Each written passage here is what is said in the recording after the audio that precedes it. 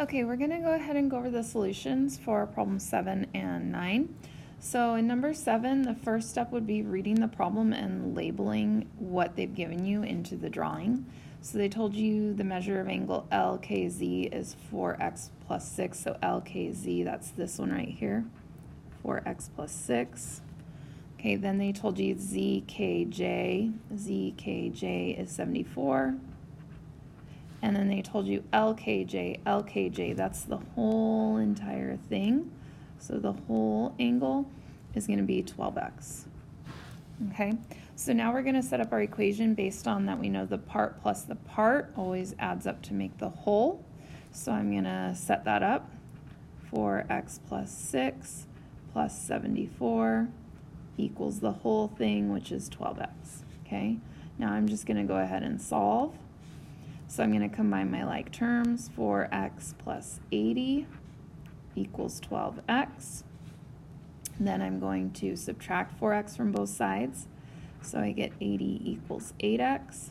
And last, I'm going to divide both sides of the equation by 8, so that gives me x is equal to 10. Okay, now I haven't actually solved the problem because what it asked me originally in the problem was to find the measure of angle LKJ. So I need to look at which one is LKJ and plug it back in. So it's this one right here. So to write my final answer, the measure of angle LKJ is going to be 12 times x. X was 10. So I'm going to plug that in. And so the measure of angle LKJ is going to be 120 degrees. That will be my final answer. Okay, for the next problem, I'm going to go ahead and it says draw a picture to represent the problem, then solve. So it's giving me information about my two angles I have here and that they are adjacent angles, which means they share a common side. I'm going to go ahead and draw that. I notice they have the same middle letter, so this must be my vertex for each of them. So I'm going to make sure when I'm drawing them that letter is the vertex. I also notice they share another letter in common, which is N. So this one must be the common side that they share. Okay, so I'm going to go ahead and draw a set of adjacent angles. Maybe they look something like that. I'm not exactly sure. My vertex here, I'm going to have to label with the vertex, which is M. Okay, the common side, which is the one that's in the middle here, we said that the letter they share is N.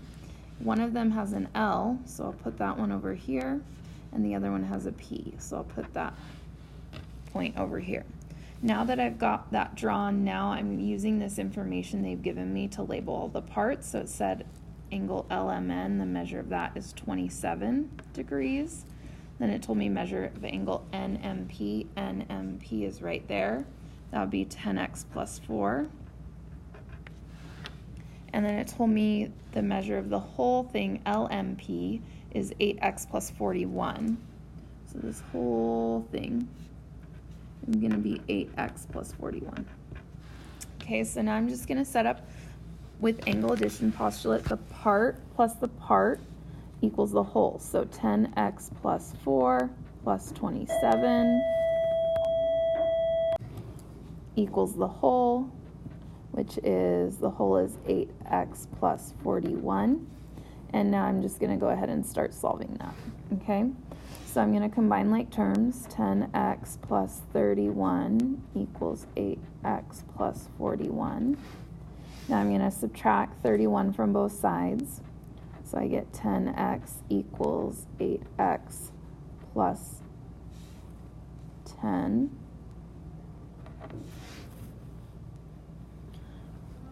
Okay, now I'm going to subtract 8x from both sides.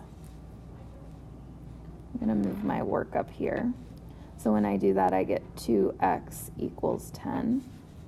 Okay, and last I'm going to divide, and so I get x equals 5.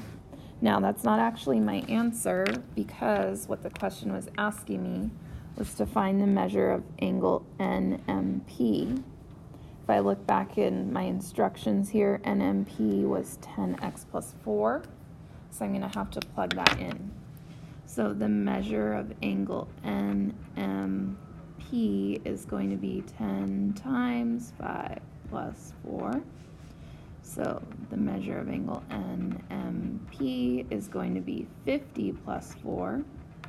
So my final answer for the measure of angle NMP should be 54 degrees.